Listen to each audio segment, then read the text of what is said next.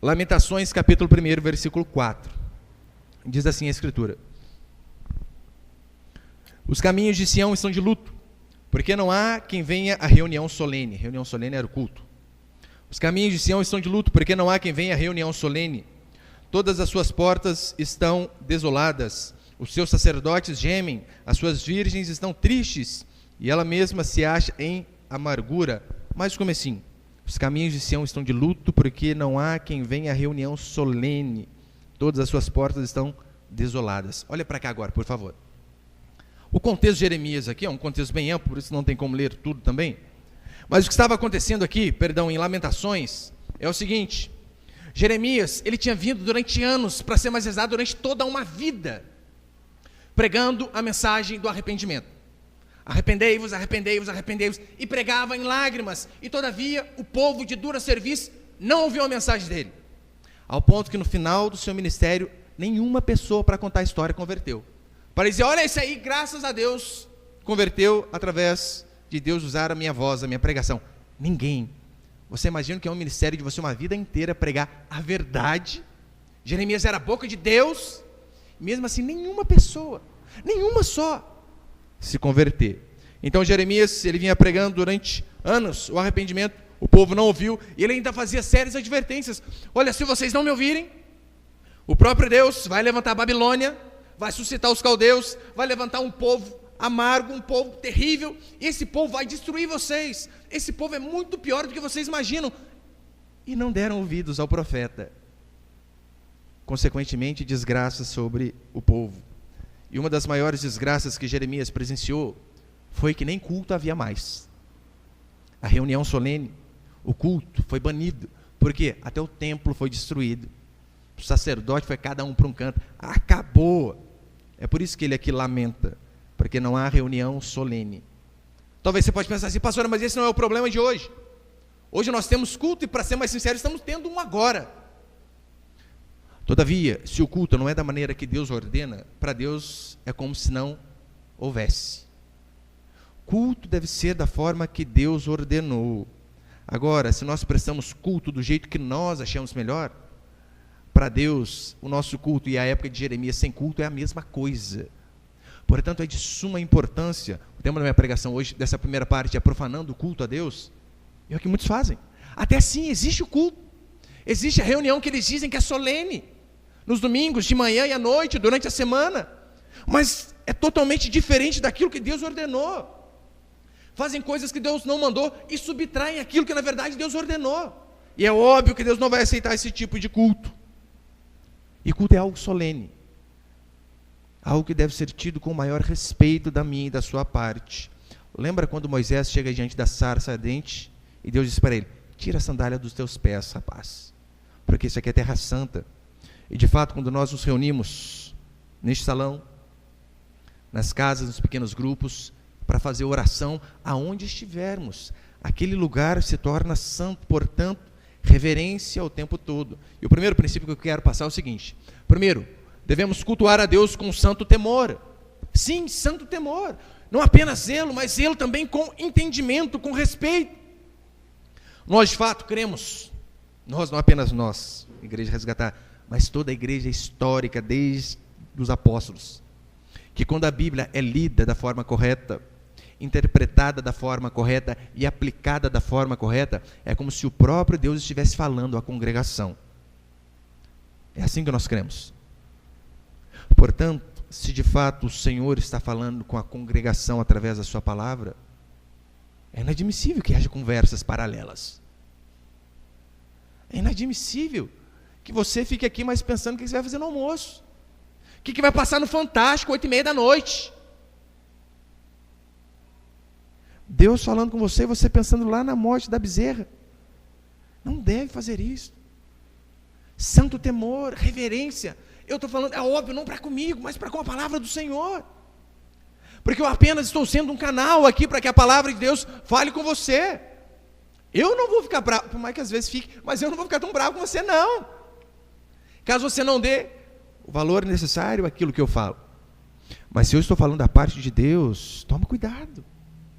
Toma cuidado, porque você está desrespeitando o próprio Deus. Daí está lá a palavra de Deus sendo pregada e você conversando, falando, nossa, você acha que combinou esse esmalte com o meu vestido, com o meu sapato? Tem coerência uma coisa dessa? É claro que não. Abacuque 2,20 diz assim, o Senhor, porém, está no seu santo templo, cale-se diante dele toda a terra. Alguns dizem que o nosso culto é gelado, porque normalmente os glória a Deus, aleluia, os amém são menos enfáticos do que os pentecostais. Mas é porque às vezes um glória a Deus muito prolongado, falatório muito alto, a gente deixa de ouvir a voz de Deus no meio de outros barulhos. Apenas por conta disto. Se você está falando com alguém, o irmão daqui da igreja, alguém da sua família, você está falando com a pessoa, e a pessoa está falando com você e está no zap respondendo o outro. Como que você fica? Você pensa, que falta de respeito, eu estou falando aqui com o irmão. Ele não presta atenção em mim, fica conversando com o outro. Daí fica um ouvido em mim, o olho ali. Você se sente respeitado. E por que com Deus você também às vezes age da mesma forma?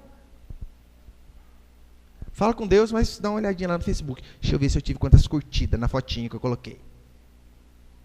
Deixa eu ver se o artigo que eu coloquei aqui, nossa, teve polêmica. Atente-se ao que Deus fala. Seja zeloso para com Deus. E como eu disse, o respeito que eu falo não é para comigo, meu irmão. Pode ficar tranquilo. Pode ficar, não é para comigo. Mas é para com a palavra do Senhor. E já que o culto é algo solene, você também precisa fazer, como nós falamos aqui, cultuar com santo temor, com reverência. Não chegue atrasado. Olha, no seu serviço, que para você é algo importante, você não atrasa. Por que para Deus sempre chega atrasado e é normal? Se você vai a uma festa, você não vai vestir de qualquer maneira. Por que no culto não tem problema?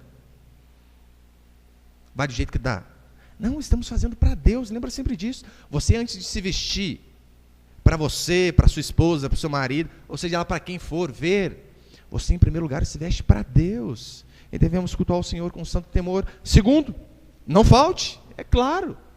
Não falte ao culto em hipótese alguma. Porque faltar ao culto, eu venho falar para você, é pecado e dos graves. Graves, mas graves mesmo. Essa sempre foi a doutrina de toda a igreja histórica cristã. Faltar ao culto, meu irmão, só em caso de arrebatamento, morte, você não consegue ir, realmente está impossibilitado. Pastor, estava muito doente, o que você tinha? Estado febril. Meu irmão, quer enganar quem? Eu achei que ia chover. Para de desculpa. Faltar ao culto é algo grave. Pastor, mas eu não conseguia ir. Faz igual o paralítico lá, pede para os amigos carregar você. Não dá?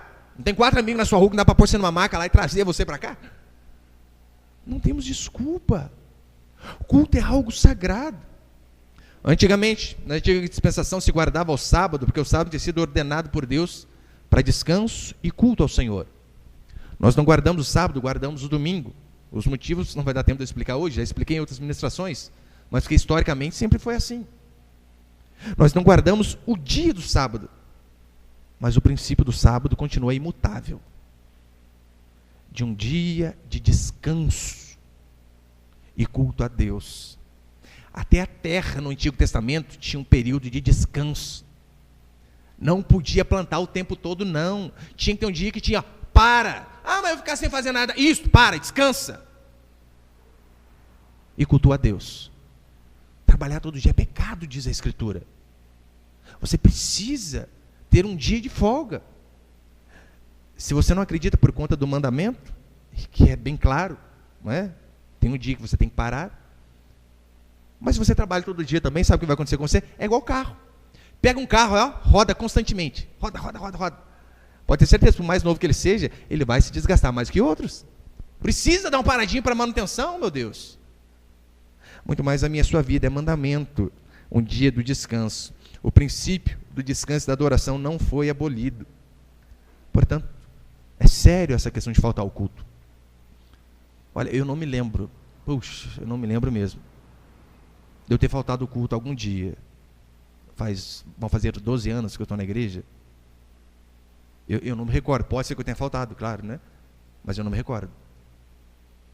Me perdoe falar de mim, mas até no dia que eu estava com dengue. Quarto, quinto dia com dengue. Quem teve dengue sabe que o negócio é terrível. Eu fui arrastado para a igreja, eu sentei quase desmaiado na primeira cadeira, assim, ó. Não consegui ficar na cadeira, fui, deitei na calçada do lado de fora da igreja. As pessoas passavam e pensavam que era um mendigo que estava lá fora. Mas porque de fato eu creio no princípio de não faltar. Porque quando a gente falta, às vezes era aquele dia que você ouviria algo que mudaria a sua história. E por conta de você falar, não, eu não tem problema não. Pastor, não, mas eu não fui aquele dia. É que chegou visita, bem na hora, na minha casa.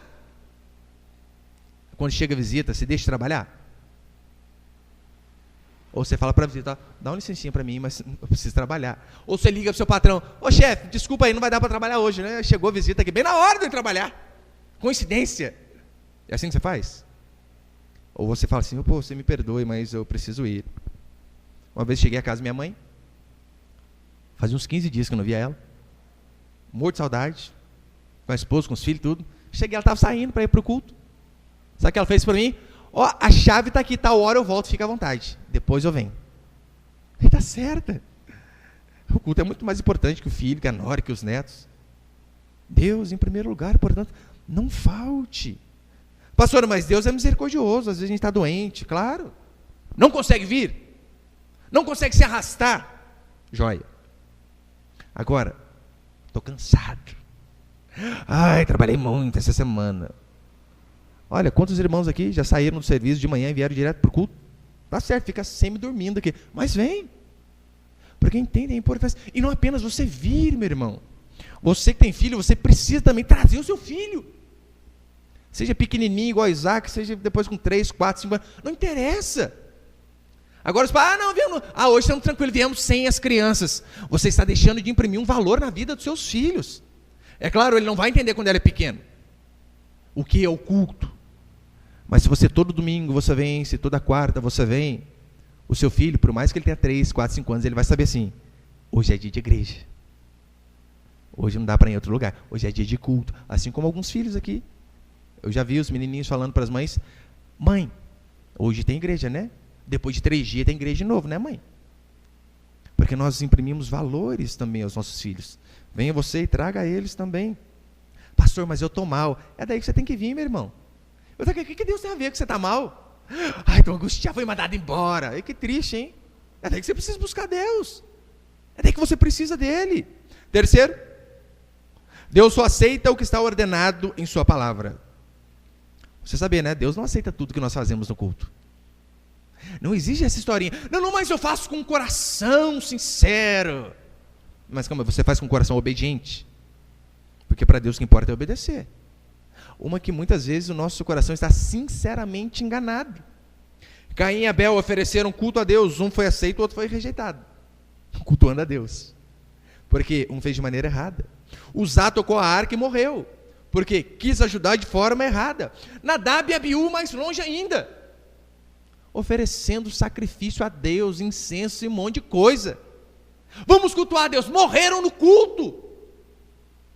Mas calma aí, eles vão cultuar a Deus e morrem. Por quê? Porque fizeram algo de forma errada. Fizeram aquilo que Deus não ordenou. Deus só aceita aquilo que Ele manda, aquilo que Ele ordena. Deus não aceita culto feito da cabeça de pastor. Porque tem pastor que, ele na verdade parece marqueteiro, né? O que a gente pode fazer para atrair o povo? Colocar umas cortinas esvoaçantes aqui, um estrobo, sabe aquele negócio que solta fumaça? O pessoal vai pensar que é a Shekinah de Deus, a igreja. E começa a inventar um monte de coisa.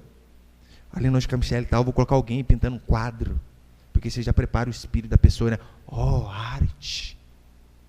Igual uma vez eu vi o pastor, chegava de tirolesa no púlpito.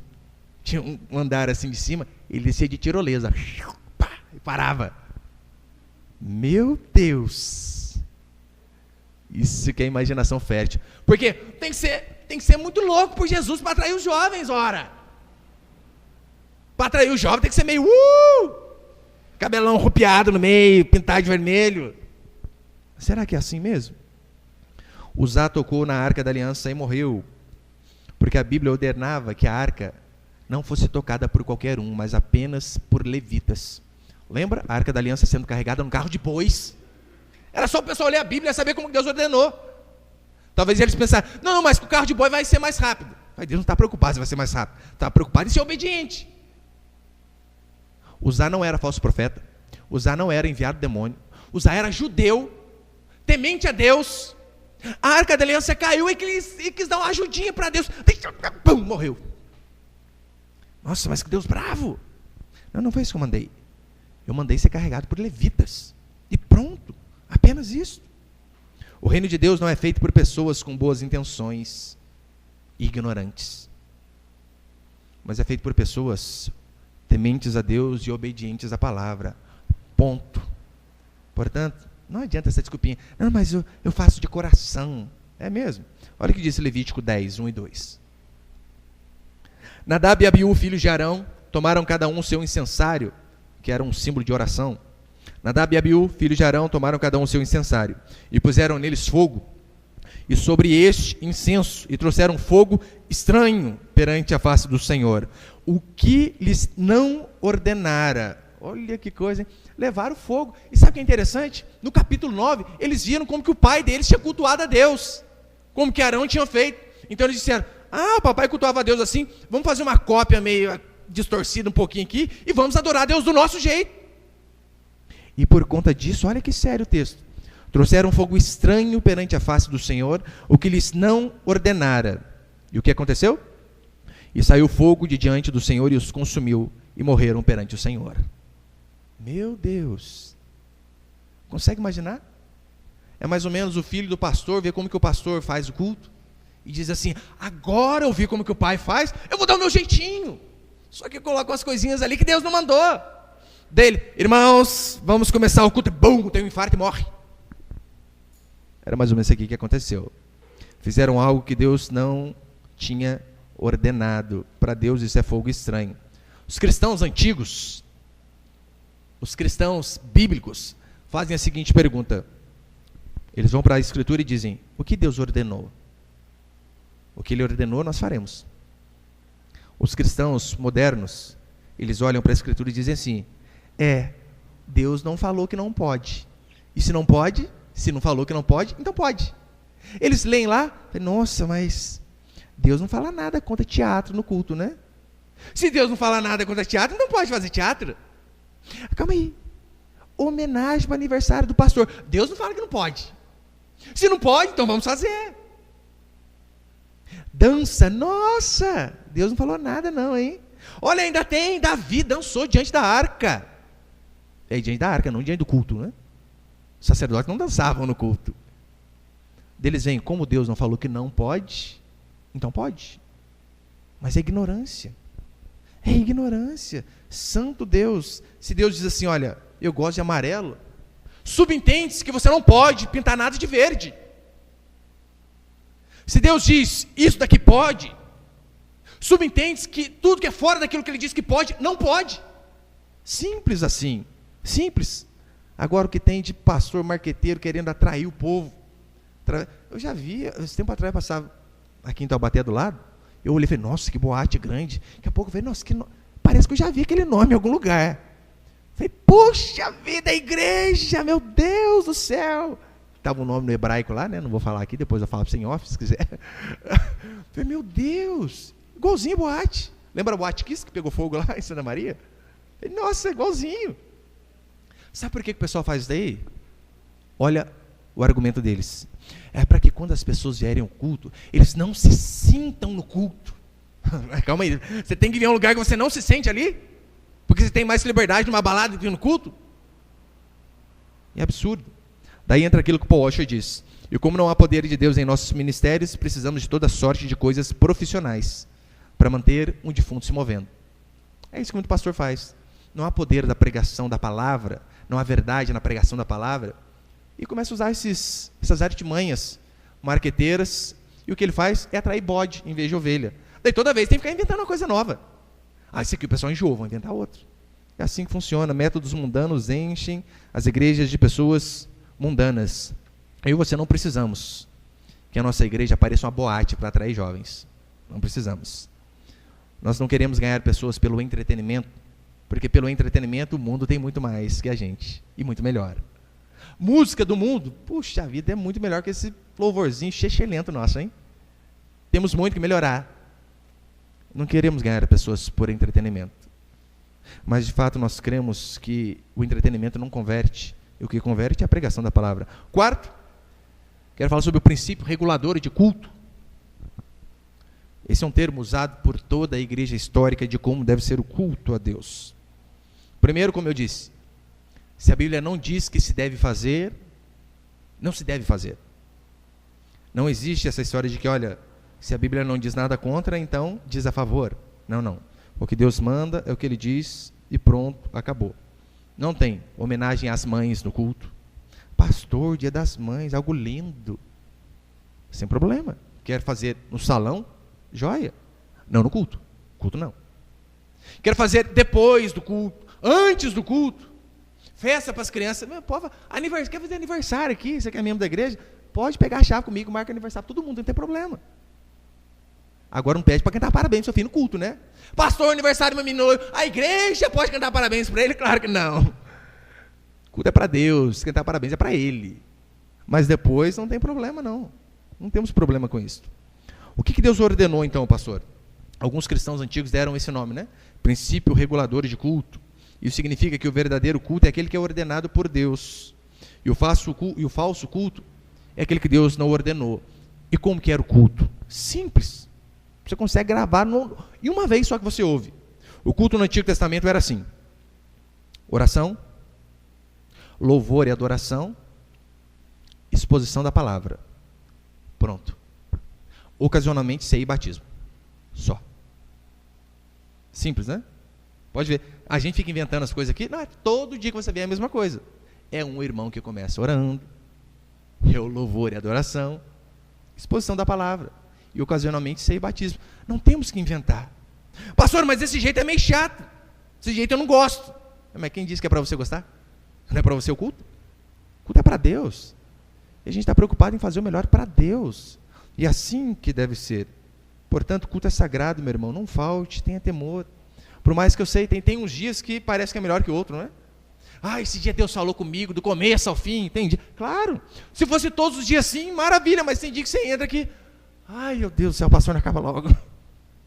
Jesus amado, o que ele viu durante a semana, o que ele estudou? Coxinho Corinthians. Mas até naqueles dias que você pensa assim, olha, hoje parece que não foi tão para mim o culto. Pode ter certeza que você também foi alimentado. Quantos aqui lembram que almoçaram ontem? Você lembra? Eu nem se eu almocei. Eu tinha que fazer uma força para lembrar. Eu não lembro o que eu comi ontem. O que a gente comeu ontem, Raquel? Macarronada, nem lembrava. Chique, né? Macarrão, carne moída. É a melhor comida do mundo? Ah, não é. Não é. Fim de mês é o que tem. É o que dá fim de mês. Fazer o quê? Não é a melhor comida do mundo. Mas me sustentou. No culto também é assim. Às vezes você vê, não era tanto a maravilha que eu queria. Mas pode ter certeza, sempre vai sustentar a mim e a você. Eu quero falar mais um pouquinho, na verdade, sobre esse segundo tema. Põe ali. Sobre culto nos lares. Não está igreja nos lares? Você pode, antes, abrir comigo rapidinho ali em Atos capítulo 5. Atos capítulo 5, versículo 42. O livro de Atos capítulo 5, versículo 42. É o último versículo do capítulo 5. Você sabe, o livro de Atos conta a história da igreja, de como a igreja se comportava depois que Jesus Cristo foi assunto aos céus. Atos 5, 42 diz assim a Escritura: e todos os dias, no templo, e de casa em casa, olha que interessante, hein? E todos os dias no templo, e de casa em casa, não cessavam de ensinar e de pregar a Jesus, o Cristo. Como eu falei, Atos é um livro modelo de como a igreja deve se comportar. Pastor, mas 2000 anos atrás, olha, o princípio não muda. Pode mudar algumas circunstâncias, mas o princípio é o mesmo. Eu quero falar aqui que, por exemplo, como nós temos igreja nos lares, que nós chamamos de pequeno grupo, você pode dar outro nome também, não tem problema. Pode chamar de pequeno grupo, grupo familiar, alguns chamam de grupo familiar. John Wesley chamava de clube de santidade, só não vai chamar de célula, tá? Célula não pode. Célula é uma visão meio empresarial, depois eu explico para você. Mas você pode chamar desse problema, de outros nomes, não tem problema algum. Mas é tão comum essa reunião nos lares que nós fazemos, que os puritanos, por exemplo, eles diziam assim, essas reuniões são legítimas, desejáveis e benéficas. Tem um rapaz, ele tem. Olha, Leland Hyken, ele diz assim, no livro dele, Santos do Mundo, a igreja não era somente um prédio com um grupo de crentes unidos sob uma penetrante influência do pastor. uma reunião em casa no meio da semana era uma parte comum da vida da igreja. Ou seja, os pequenos grupos não é algo que nós inventamos, não é uma estratégia, um modelo que nós descobrimos, vamos fazer assim porque dá certo. Não, primeiro que é algo bíblico, por toda a escritura eu vou mostrar para você que tem. Segundo, é algo também histórico. É óbvio, há vários modelos de igreja, mas nós acreditamos que este daqui é o mais correto, porque é bíblico, é histórico, e de fato funciona, não é modismo. É a forma que de fato existe de se apacentar verdadeiramente as ovelhas. Porque, meu irmão, se não é através de pequeno grupo, uma igreja que tem uns 200 membros, já fica difícil. Imagina um pastor para 200 ovelhas. Ele consegue pregar para 200, 2.000, 20.000. Isso aí qualquer idiota prega. E apacentar 200. E saber se está faltando alimento lá na casa da Marinha. E saber se o casamento do João com a dona Joana está bem. E se o filho da fulana está encaminhado, está fazendo o que é certo ou errado. Como que o pastor vai saber? Se apenas ele para 200 pessoas. Não tem a possibilidade dele saber.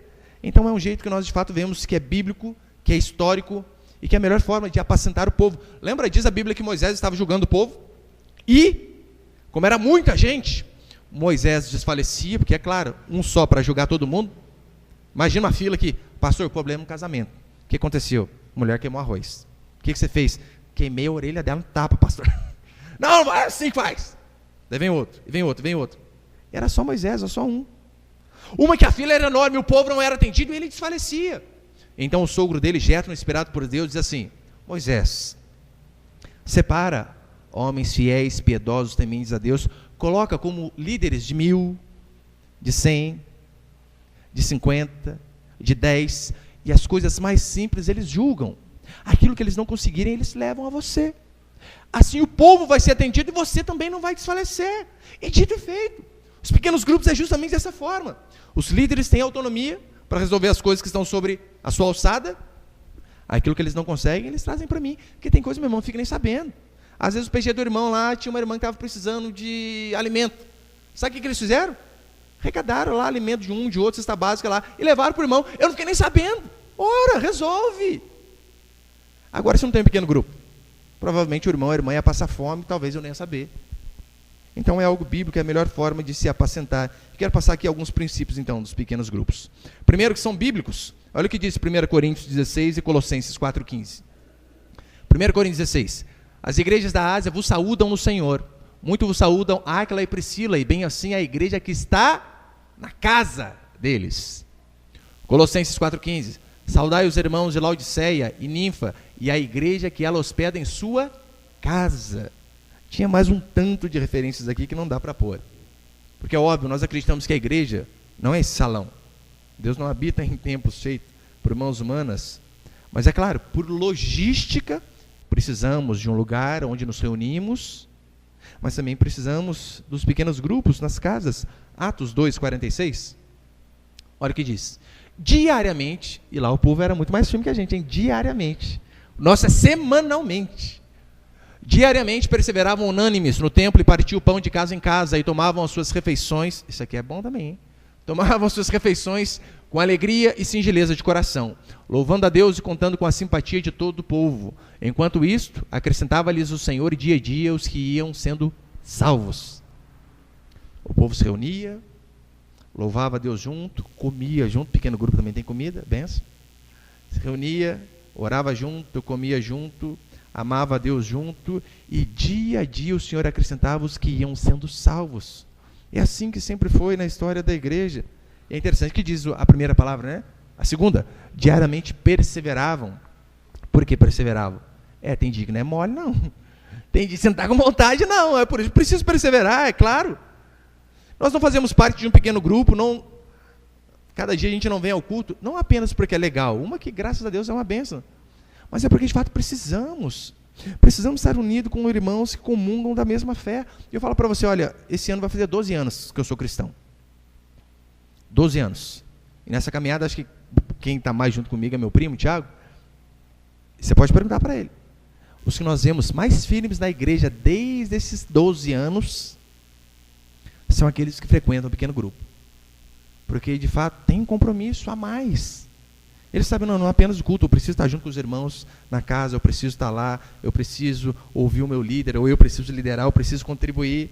E esses são os mais firmes, porque deixar de congregar, meu irmão, é pecado. Eu não acredito nessa historinha, não. Tem um termo usado hoje em dia, é desigrejado. É aquelas pessoas que dizem, não, eu sirvo a Deus em casa. Não preciso de homens. Uma que você já é arrogante, orgulhoso, né? Eu preciso, eu não consigo entender a Bíblia sozinho. E outra coisa, desigrejado é um termo, é um sinônimo de desviado. Você fala a pessoa, ô irmão, tá tudo bem, você tá indo na igreja? Ah, eu não estou indo na igreja não, mas eu estou firme com Deus lá em casa. Tá nada, tá desviado. É isso que ele está. Segundo, é a maneira de cumprir o propósito de Deus. Em 1 Pedro diz que nós somos raça eleita, sacerdócio real, nação santa. Quem é raça eleita? Só o pastor? Não, todos nós fomos eleitos por Deus para sermos instrumentos na mão dele. É por isso que é bênção um pequeno grupo, sabe por quê? Você vem aqui à igreja, a maioria das vezes é só eu que falo, né? Coloca um testemunho às vezes, o irmão começa, um faz o dízimo, a maioria das vezes sou eu. Pequeno grupo não. Pequeno grupo todos têm oportunidade de falar, todos têm oportunidade de compartilhar, todos têm oportunidade de tirar dúvida, todos têm oportunidade de pedir oração em determinada causa. Alguns modelos de igreja, isso é verdade. Tem normalmente aquelas igrejas de campanha, que é aquela igreja que só quer abençoar o povo. Venha e a bênção vai para você. O povo não precisa fazer nada. É o pastor que sobe ao monte. É o pastor que jejua pelo povo. É o pastor que ora pelo povo. É o pastor que é o soldado ferido pelo povo. A única coisa que você precisa fazer, não precisa fazer nada. Mas o voto de R$300 tem que dar, senão também, né, daí não dá. Tem essas igrejas de campanha. Tem aquelas igrejas que são self-service, onde o povo parece mais consumidor. Já viu? Cardápio. Segunda-feira, descarrego. Terça-feira, terapia do amor. Quarta-feira, culto da família. Quinta-feira, restauração do que não foi restaurado na segunda. Quinta-feira, restauração do que não foi restaurado nesses dias. E acaba meio que virando um cardápio. Não é esse tipo de igreja que nós vemos na Bíblia. Como eu falei, não há problema buscar bênção. Nenhum. O problema é se você só busca isso. Só busca bênção e pronto, acabou. Lembra do que diz Atos 20? Mais bem-aventurado é dar do que receber. Se tem uma coisa que é melhor, meu irmão, do que você ser abençoado, sabe o que é? Você ser uma bênção na vida de outras pessoas. Isso aqui é incomparável, incomparável. Igreja de verdade é aquela de fato onde o corpo de Cristo funciona, aonde você é servido, sim, mas onde também você serve. Agora tem uns crentes que parecem sanguessuga, que só quer sugar dos irmãos, do povo. Olha quantas vezes eu vejo picareta que vem para a igreja. Sabe fazer o quê? Descobre ali que tem um irmão que tem uma condição um pouquinho maior, tem vir amigo dele, mas não é porque quer ajudar, não. É porque quer usufruir de algum bem que o outro tem. Isso é errado, é pecado. Igreja correta é aquela onde você é servido, mas também onde você serve. Efésios 4:11 diz assim, depois do versículo 16 também. E ele mesmo, falando a respeito de Jesus, concedeu uns para apóstolos, outros para profetas, outros para evangelistas e outros para pastores e mestres. Com qual finalidade? Com vistas ao aperfeiçoamento dos santos, para o desempenho do seu serviço, para a edificação do corpo de Cristo, de quem todo o corpo, bem ajustado e consolidado pelo auxílio de toda junta, segundo a justa cooperação de cada parte, efetua o seu próprio aumento para a edificação de si mesmo em amor. Ou seja, pastores, é para servir? É claro, mas para ensinar as pessoas como se serve a outros também, para a edificação do corpo de Cristo. Mas como que o corpo deve funcionar? Olha, trabalhar para Deus não é necessariamente você exercer algum ministério. Infelizmente, esse é o rótulo hoje na maioria dos evangélicos, né? Você tem que ter um título. Se não tiver um título, não adianta. Não. Só que não é isso. Muitos pensam que quem que serve a Deus? É o pessoal que toca no louvor, que canta, é o pastor, são os líderes de pequeno grupo. Não são apenas esses que servem. Tem muitos outros que servem sem título algum. Na verdade, o título não devia nem ter, mas é só para diferenciar. Tem algumas igrejas também que vão para o extremo, né? Não, aqui não tem pastor. Não, mas tem o rapaz que é o responsável pelo culto, que é o que prega, ou seja, é o pastor, né? Só que eles, na verdade, querem ser humildes demais. Portanto, nós trabalhamos para Deus, não necessariamente quando exercemos algum ministério de placa, de nome. Mas sabe como você pode servir a Deus também? Chega mais cedo, meu irmão. Ora para que Deus possa tocar o coração dos irmãos que virão. Pega uma vassourinha, rodo, um pano, vê o que precisa pôr no lugar. Chegou o visitante, cumprimenta, trata bem. Precisou de alguma coisa? Ajuda. São formas que também temos de servir a Deus. Dá carona para alguém que mora perto da sua casa. Às vezes é caminho seu. Pô, dá carona. Evangelizando, igual fizemos recentemente nessas semanas, e vamos fazer também semana que vem. Agora, nós não somos aquele tipo de pessoas que precisa dar título para o povo trabalhar. Porque tem alguns que é assim, né? Tem que dar um título. Fulano. O que você sabe fazer, fulano? Eu não sei fazer nada. Tá bom, você vai fazer nada para Jesus aqui na igreja. Você é o ministério daqueles que não sabem fazer nada. E todos que não souberem fazer nada vão ficar com você. O que você vai ensinar para eles? Nada. Claro que nada.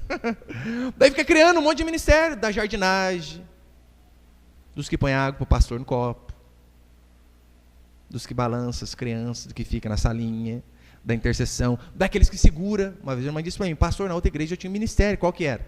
Segurar as pessoas para elas não caírem no chão quando tinha oração forte. Era isso aí? Que joia, hein? O povo ia orar, hoje ficava ali atrás já, pastor, ó. Se cair, calma, né? Deus está derrubando, fica sossegado que ele também vai arrumar na hora de cair para não machucar, meu Deus. Mas não, tem que ter um ministério daquele que segura as pessoas na hora da oração. Isso na verdade é apenas uma artimanha para segurar o povo na igreja. Olha, tem algumas igrejas que têm algumas placas de ministério que talvez sejam um pouco mais coerentes, como por exemplo, Ministério de Casais. São aquelas pessoas que dizem, olha, estamos aqui para ajudar os outros casais que chegam, joia. Ministério da Assistência Social. Aquelas pessoas que ficam encarregadas de quê? De ajudar os irmãos que talvez estejam passando por um problema financeiro, falta de alimento. Então tem essas pessoas. Ministério dos Jovens, aquele que está à frente da juventude. Nada contra. No pequeno grupo nós fazemos tudo isso, só que sem título. No pequeno grupo nós temos o Ministério dos Casais. Sim, o líder, a esposa do líder, eles estão ali para ajudar todos os casais que estão ali e na igreja. Temos também o Ministério da Assistência Social. O líder de pequeno grupo também é responsável para ver se alguém ali, perto do seu pequeno grupo, alguém da família de alguém do seu pequeno grupo, se ele puder também, é claro, está passando por algum problema de necessidade, para poder ajudar. Ele também é responsável para com os jovens do seu pequeno grupo. Isso é bênção. Então você consegue ver, não tem título. Mas o serviço está sempre ali. Mas acima de tudo, o maior ministério que nós recebemos foi o ministério da reconciliação. Isso é um ministério de todos. Talvez você pense assim, pastor, qual o meu chamado? Alguns já disseram, pastor, até hoje eu não descobri qual é o meu chamado. Eu vim falar para você hoje, eis que te digo. Vou falar agora. Eis que te digo para você, servo meu. Servo meu, brincadeira, tá? É que as pessoas às vezes usam essa expressão, parece que Deus incorpora na pessoa, né? Servo meu, eis que te digo. Não, sabe qual é o seu ministério? Você pode ter vários outros. Daí você se vira para descobrir. Mas eu vim falar para você qual que é o principal. Ministério da reconciliação. Como assim, pastor? Ora, reconciliar aqueles que estão distantes de Deus com aqueles com Deus, que é o próprio Deus. Esse é o ministério de todos. Pastor, mas eu não sei falar. Você não precisa falar, meu irmão. Você precisa apenas dar um bom testemunho através da sua vida. Como o irmão me contava essa semana. Meu patrão falou que a gente vai vir ao culto. Eu falei, por quê? Eu falei, ele viu eu trabalhando, certo? Não sei quanto tempo que eu trabalho com ele. Ele chegou e perguntou para mim, fulano, você é crente, né? Ele disse, eu sou. Por quê? Eu falei, nossa, você está corrigindo um monte de erro das pessoas que vieram antes de você, sem falar mal de ninguém. E outra coisa, a igreja sua, pelo jeito, não é daquelas muito doida não, né? Ele falou, não, por quê? É porque dá para perceber, você é um cara coerente. Você faz o que é correto sem querer aparecer. Acho que eu vou um dia à sua igreja. Olha para você ver, hein? Não precisou falar nada, o patrão só olhando ele trabalhar. Pelo comportamento dele, pela forma que ele agia perto dos outros funcionários também, descobriu, rapaz, que é crente. E por conta disso, sem falar nada, ele também está sendo um instrumento para reconciliar pessoas que não têm Deus com o próprio Deus. Olha o que Paulo diz em 2 Coríntios 5. Ora, tudo provém de Deus, que nos reconciliou consigo mesmo, por meio de Cristo.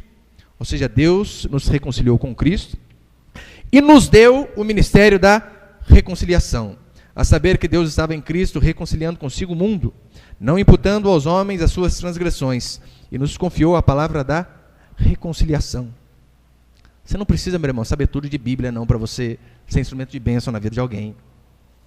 Você só precisa falar que, olha, lembra o testemunho do cego de João 9?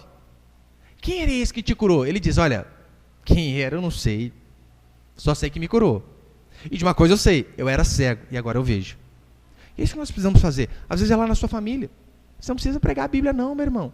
Às vezes você vê alguém passando necessidade, diz para ele, olha, minha vida também estava assim, igual a sua, destruída, infeliz, triste. Mas um dia Deus mudou a minha história, e o Deus que mudou a minha história também tem o poder de mudar a sua.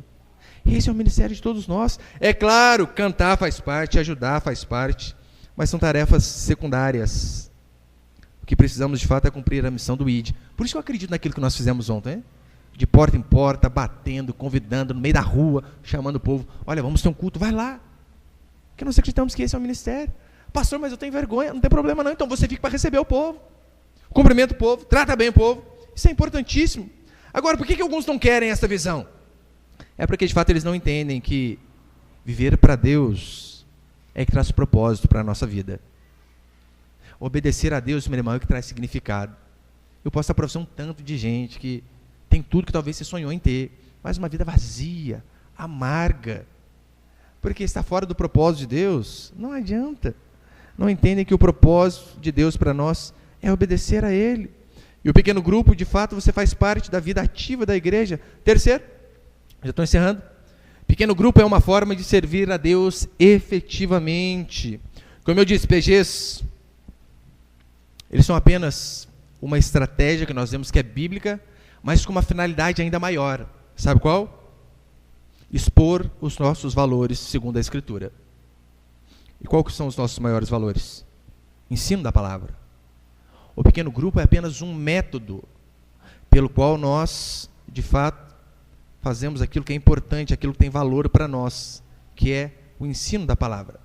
Só que muitos pensam que é o seguinte, olha, o que é ensino? Primeiro tem que ter um nome, culto de ensino. Porque se não tiver o nome culto de ensino, não é ensino. Que ignorância, né? Eu vejo lá, culto de ensino. Então os outros cultos não têm ensino. Então não é culto, meu Deus. Culto de ensino. Ou, o que é ensino para as pessoas? Domingo de manhã, sala de aula, dividido por faixa etária, chamado Escola Bíblica Dominical. Se não for domingo de manhã separado por faixa etária na sala de aula, não é ensino. Que absurdo. Todo culto é um ensino. O pequeno grupo também é para ensinar. É ali que de fato nós exercitamos cada crente ser um ministro, como Pedro diz. O pastor vive para ensinar os outros. Essa é a função da Escritura. E ali também, é claro, nós exercemos o discipulado. Pastor, o que é discipulado? Não é eu fazer de alguém meu discípulo, que pelo menos da onde eu vim era assim, né? Ah, fulano é meu discípulo, por quê? Conta as piadas sem graça que eu conto. Torce pro mesmo time que eu torço. Gosta das mesmas coisas que eu gosto. Deus me livre, meu irmão, basta eu desse jeito. Mais um na igreja, quem que aguenta, hein? Não é isso que é ser discípulo. Ser discípulo é ser discípulo de Cristo, como Paulo diz em 2 Timóteo. E o que de minha parte ouviste, através de muitas testemunhas, isso mesmo transmite a homens fiéis e também idôneos para que instrua a outros. Olha o que Paulo diz. Paulo não queria um monte de Paulo reproduzido na igreja, não. Paulo queria, olha, o que vocês viram de Cristo em mim, isso passa a outros. E o pequeno grupo é onde nós também exercitamos esse nosso valor, que é fazer discípulos, não de nós, mas sim discípulos de Cristo. Portanto, se você quer servir a Deus de forma ativa, faça parte de um pequeno grupo. Se você ainda não faz, faça.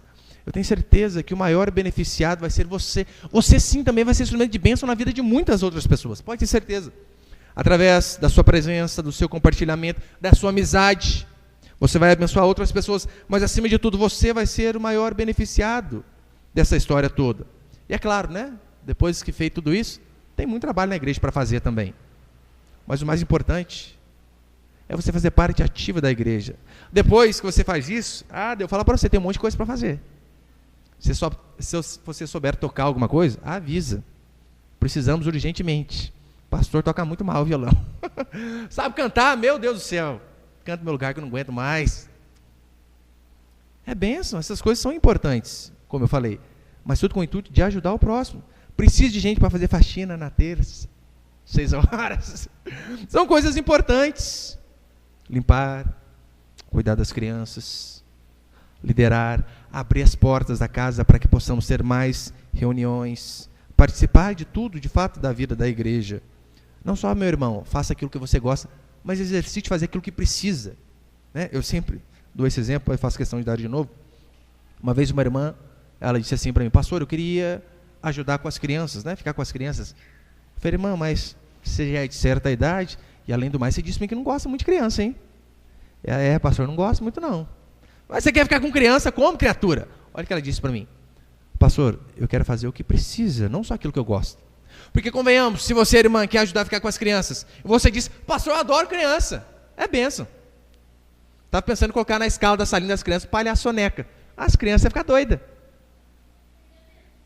Aí, ó, testemunho já. Maravilha, mas faz isso toda vez, é fácil. E aquele que não tem habilidade nenhuma? E aquela irmã que talvez diz assim: puxa, eu não gosto muito não, mas já que por enquanto precisa, eu vou fazer minha parte. Como eu falei para as irmãs na última reunião das salinhas. Sabe quem é mais importante na igreja? Quem que você acha que é? Eu pregando aqui ou vocês com as crianças na salinha? A irmã de forma sábia disse assim: pastor, fazemos o mesmo serviço. A diferença é que o senhor faz para adulto e nós fazemos para criança. Exatamente. Exatamente. A importância da tia da salinha é a mesma importância do pastor que prega. A diferença é que eu ensino adultos. Elas cumprem aquele ministério de provérbios, ensina a criança o caminho que ela deve andar. E pode ter certeza, essas irmãs que às vezes aguentam as crianças, que às vezes não é mole não, e graças a Deus tem aumentado a população de crianças dessa igreja, elas vão receber o galardão delas. Vai chegar no céu, vai ter muitas irmãs que talvez vão receber recompensa maior do que muitos pastores, porque foram fiéis. E para encerrar, a importância do pequeno grupo. Pastor, o que é mais importante, o culto ou o pequeno grupo? Eu faço outra pergunta: o que é mais importante para um pássaro? A asa da esquerda ou a asa da direita? Ele precisa das duas, senão ele não vai conseguir voar. Quando nós nos reunimos aqui como igreja, nós cumprimos Mateus 22:37, amar a Deus. Esse é o primeiro mandamento. Quando nós nos reunimos nos pequenos grupos, nós cumprimos o segundo maior mandamento: amar o próximo como a ti mesmo. Portanto, é de fundamental importância. São nos pequenos grupos que formamos líderes, pastores. Nos pequenos grupos que nós vemos realmente quem pode ajudar mais, quem se dedica mais. Olha, eu só me tornei pastor porque Deus chamou e eu comecei isso aí lá em 2007, liderando um pequeno grupo. E convenhamos, grande demais, só a gente da minha família. Eu, minha esposa, meu cunhado, minha irmã, depois juntou Tiago e Maria Laura, só parente. E graças a Deus, depois de anos, agora, e se eu não estivesse liderando um pequeno grupo, como eu descobri que teria chamado para ser pastor? É ali que nós começamos também a forjar os pastores da nossa igreja. Portanto, a única coisa que de fato vai ficar para a eternidade é aquilo que nós fazemos como igreja. Faça isso, se dedica ao máximo no seu serviço. Isso é testemunho. Você tem que fazer o seu melhor. Faça o melhor. Mas não deixe de se dedicar à igreja. Porque você sabe, o seu serviço, por mais que seja gostoso, por mais que seja atrativo, por mais que seja aquilo que você sonhou, é algo que vai ficar aqui, você não vai levar nada daqui. Agora, quando nós trabalhamos para Deus através da igreja, é a única coisa que de fato nós vamos levar. ONG é algo maravilhoso. Aquelas pessoas que ajudam os outros que estão com fome. Nós também temos esse dever, essa obrigação. Todavia, o que adianta essas pessoas que matam a fome natural, mas espiritualmente as pessoas continuam mortas? O que eles estão fazendo simplesmente é mandar pessoas de barriga cheia para o inferno. É por isso que nós cremos que é de fundamental importância você participar do pequeno grupo, você participar da vida ativa na igreja, porque é isso que vai ficar para a eternidade. É a única coisa que nós vamos poder levar para toda a eternidade. Amém, meus irmãos? Você pode ficar de pé então, por um instante, por favor?